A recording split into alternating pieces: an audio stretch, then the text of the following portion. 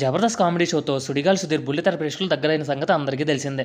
తొలుత Venu wonders team ద్వారా షోకి ఎంట్రీ ఇచ్చాడు. కమీడియన్గా అలరించాడు. కొన్ని వందల ఎపిసోడ్స్ తర్వాత టీం లీడర్గా బాధ్యతలు తీసుకున్నారు. అయితే ఆ తరువాత హిలేరియస్ కామెడీ స్కిట్స్తో బుల్లితెరపై సెన్సేషన్గా మారారు. జబర్దస్త్ షోతో పాటు డి జోడీ, డి పోవే పోరా, drama junior, Sridevi drama company, super singer juniors, comedy stock exchange వంటి టీవీ షోలతో ఆకట్టుకున్నారు. అయితే ప్రస్తుతం సర్కార్ సీజన్ 4తో అలరిస్తూనే ఉన్నారు. అయితే బుల్లితెరపై సుడిగాలి సుధీర్ స్టార్గా ఎదిగాడు. గొప్ప విషయం. స్ట్రీట్ మ్యాజిక్ చేసుకునే స్థాయి నుంచి తెలుగు టెలివిజన్ రంగంలో సంచలనంగా మారడం అంటే అంత సులభమైన పని కాదు. అయితే ఆయన టాలెంట్, నేర్పు, ఓర్పుతో ఇంత ముందుకు వచ్చారు. అదేవిధంగా వెండితెరపైన హీరోగా పలు చిత్రాల్లో మెలిచారు.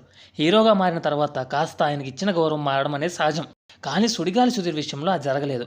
పైగా మునుపటి కంటే డోస్ పెంచి ఆయనపై కామెంట్లు, కొన్ని ఫ్యాన్స్ జీర్ణించుకోలేని పంచులు వేస్తున్నారు. ఇక ఆ మధ్యలో స్టార్ డైరెక్టర్ అనిల్ రావిపూడి కూడా సెటైర్స్ వేశారు. ఇక సుడిగాలి సుధీర్పై తాను వేసిన కొన్ని ఇబ్బందికరమైన పంచులపై రీసెంట్ ఇంటర్వ్యూలో అనిల్ రావిపూడి సుడిగాలి సుధీర్ గురించి మాట్లాడారు. వీరిద్దరు కలిసి drama juniors, comedy stock exchange వంటి టీవీ షోల్లో పనిచేశారు. ఆ సమయంలో జడ్జి హోదాలో ఉన్న అనిల్ రావిపూడి సుడిగాలి సుధీర్పై కొన్ని చీప్ పంచులు పేల్చారు.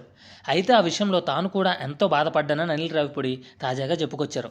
జనాలు అతనిపై పంచులు వేస్తే ఎంజాయ్ చేస్తారని, అందుకే రైటింగ్ టీం కొన్ని పంచులు రాసిచ్చేదని, తన సొంత మాటలు కాదని అనిల్ రావిపూడి క్లారిటీ ఇచ్చారు. అయితే వాళ్ళు ఇచ్చినప్పటికీ కొన్ని అస్సలు వాడేవాడిని కాదని, సుధీర్కు గౌరవం ఇచ్చేవాడని చెప్పారు.